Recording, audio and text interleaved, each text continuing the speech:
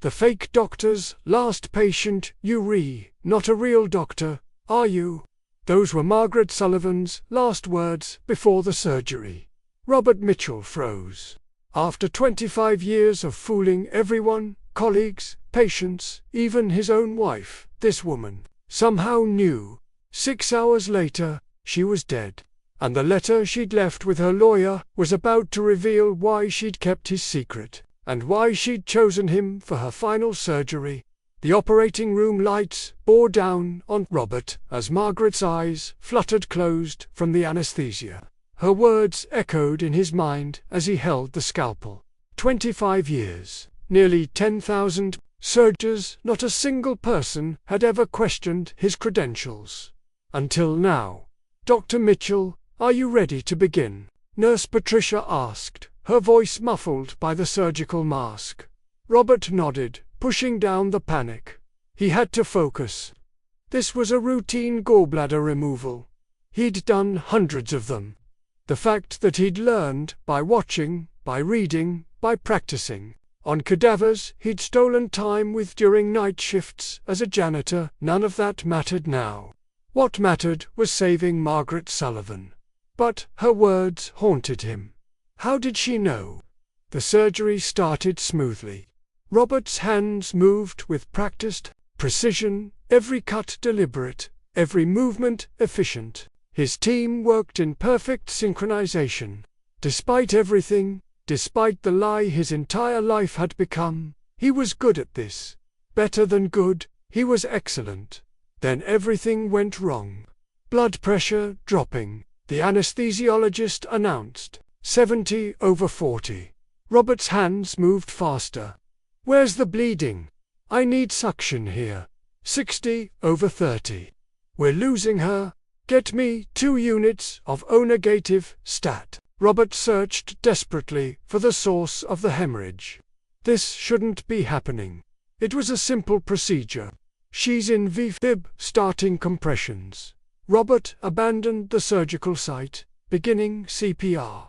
Come on, Margaret, don't do this. For 40 minutes they fought. 40 minutes of compressions, medications, electrical shocks. Nothing worked. At 3:47 p.m., Margaret Sullivan was pronounced dead. Robert stood back, blood on his gloves, sweat soaking through his surgical cap. In 25 years, he'd lost patients. Before, it was inevitable in medicine. But this felt different. This felt like judgment.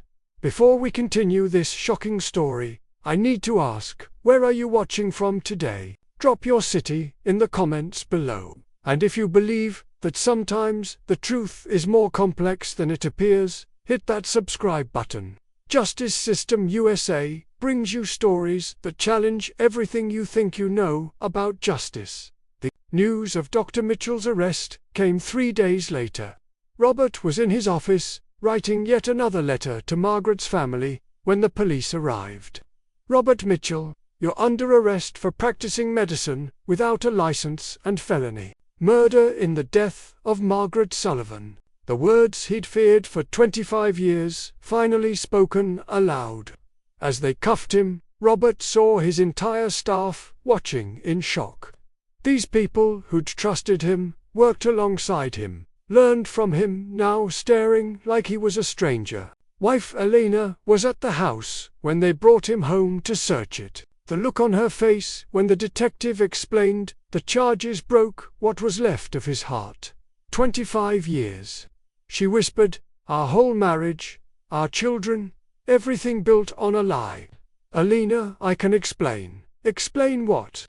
That I married a fraud, that our daughter's father is a fake.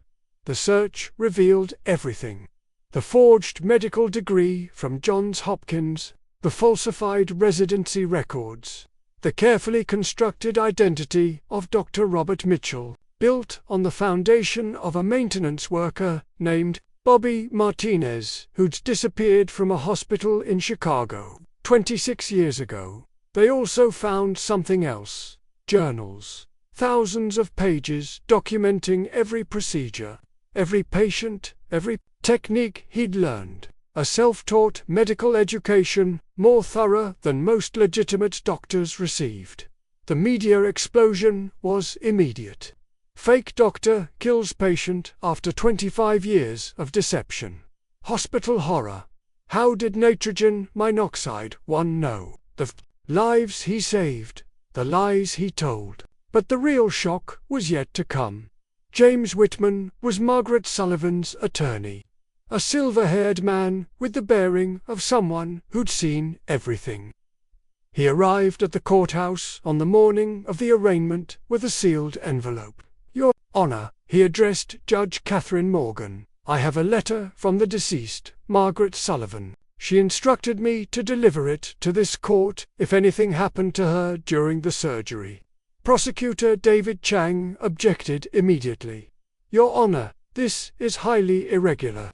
We haven't had time to examine this evidence." "It's not evidence for the prosecution," Whitman clarified. "It's Mrs. Sullivan's dying declaration. She wanted it read in open court." Judge Morgan considered. "I'll review it first." As she read, her expression changed from skepticism to surprise to something approaching awe. "Clear the courtroom of media," she ordered.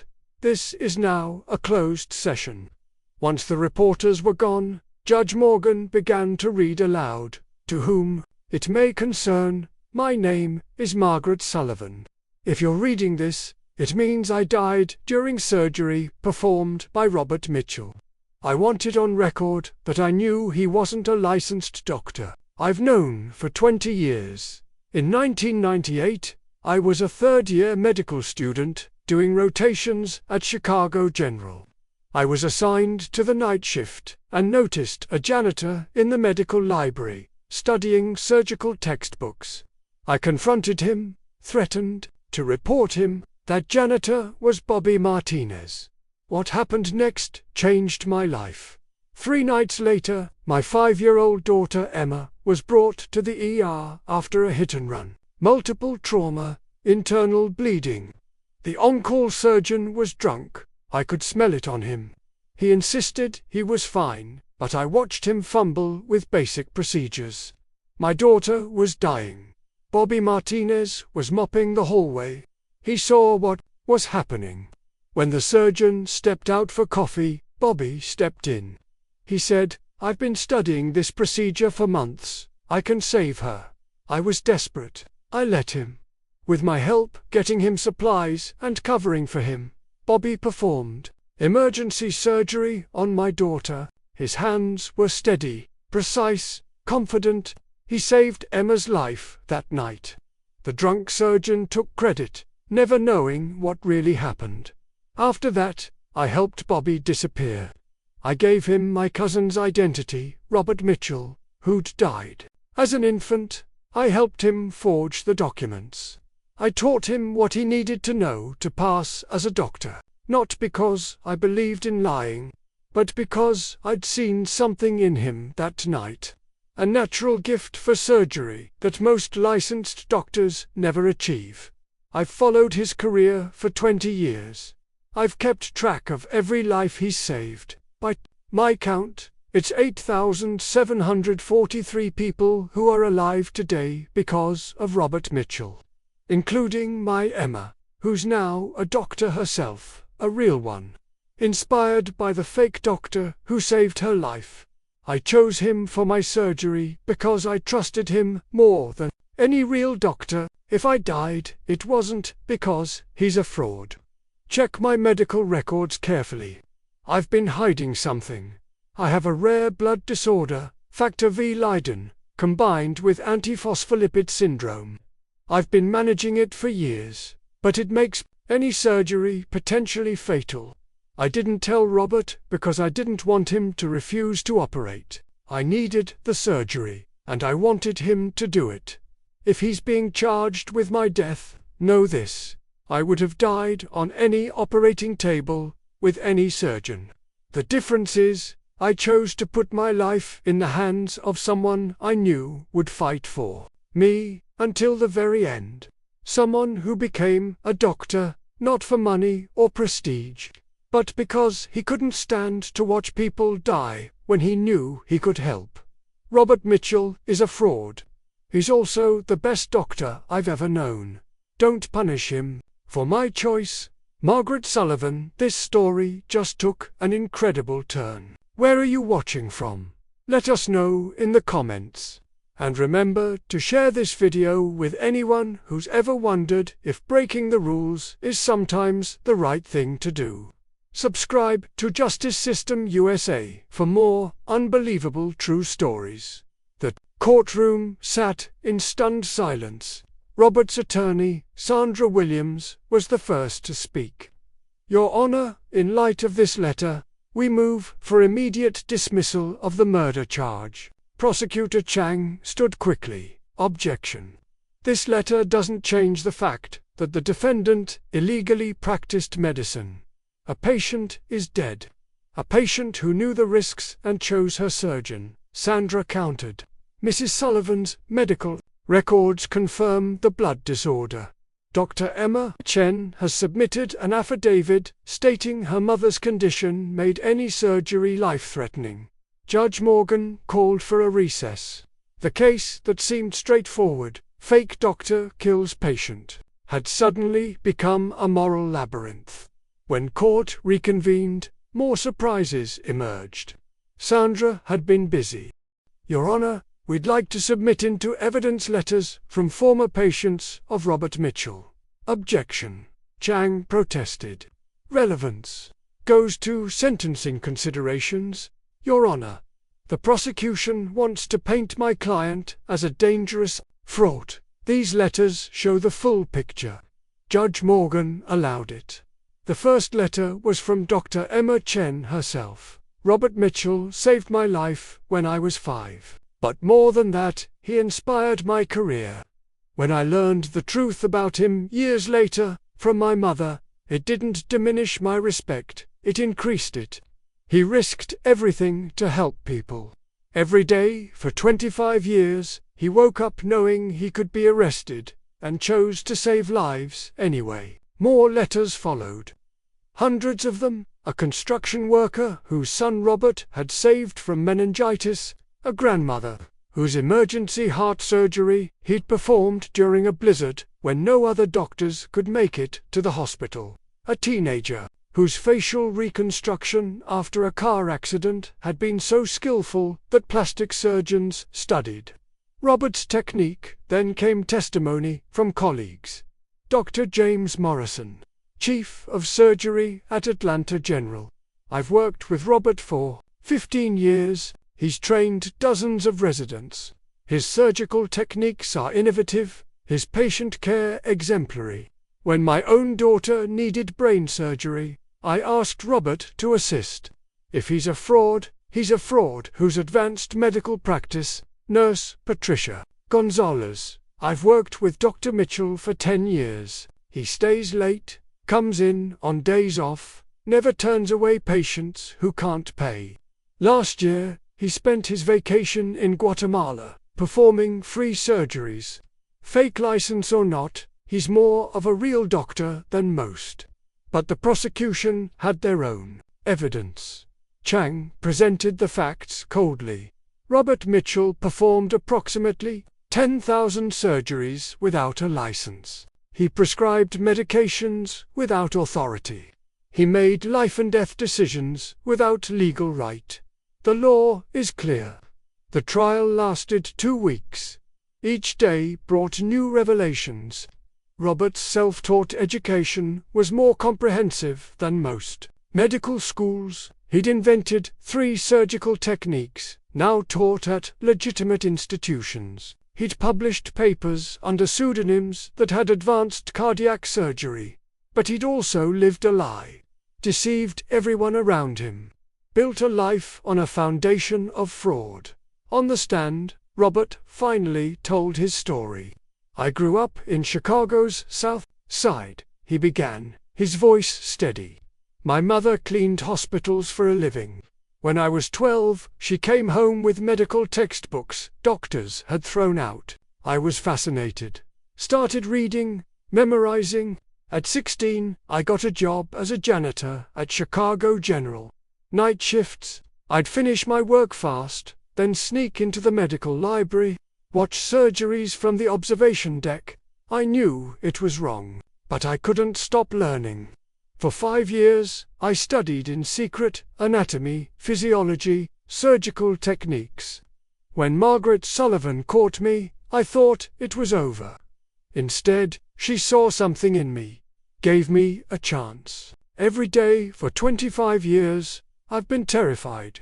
Not of being caught, of making a mistake, of someone dying because I wasn't good enough. So I studied harder than any legitimate doctor, practiced more, cared more, because I had to prove, every single day, that Margaret's faith wasn't misplaced. "Why didn't you just go to medical school?" Sandra asked gently. Robert's voice cracked. "With what money? What background?" "I was an illegal immigrant's son with a GED. Medical schools don't take people like me. But sick people don't care about your diploma when they're dying. They care if you can help them." Chang's cross-examination was brutal. "You lied to your wife for 20 years. Yes, you forged documents. Yes, you knew people's lives were in your hands, and you had no legal right to touch them. I knew their lives were in my hands, and I had the skill to save them. The moral obligation felt stronger than the legal prohibition. So you believe you're above the law?" "No, I believe sometimes the law and what's right aren't the same thing. I'm ready to face the consequences of my choice." During closing arguments, Chang made the state's position clear. However skilled, however well-intentioned, Robert Mitchell broke the law every day for 25 years. We cannot have a society where people decide for themselves which laws to follow. He must be held accountable. Sandra's closing was passionate. Yes, Robert Mitchell broke the law, but he saved 8,743 lives. He advanced medical science. He served the poor, the desperate, the forgotten. If we punish him, who are we really protecting? The people whose lives he saved, or a system that would have let them die? Don't miss the verdict. Subscribe to Justice System USA and hit the notification bell, because sometimes justice isn't about following the rules, it's about doing what's right. The jury deliberated for 3 days. When they returned, the foreman stood nervously. On the charge of practicing medicine without a license, we find the defendant ... guilty. Robert closed his eyes. Alina, who'd come every day, despite everything, stifled a sob. On the charge of felony murder in the death of Margaret Sullivan, we find the defendant ... not guilty. The courtroom erupted. Margaret's daughter Emma stood up, tears streaming down her face, tears of relief. Judge Morgan called for order. "Mr. Mitchell, please stand for sentencing." Robert stood, Alina suddenly beside him, taking his hand. "Mr. Mitchell, this case has challenged everything I thought I knew about justice. You are guilty of serious crimes.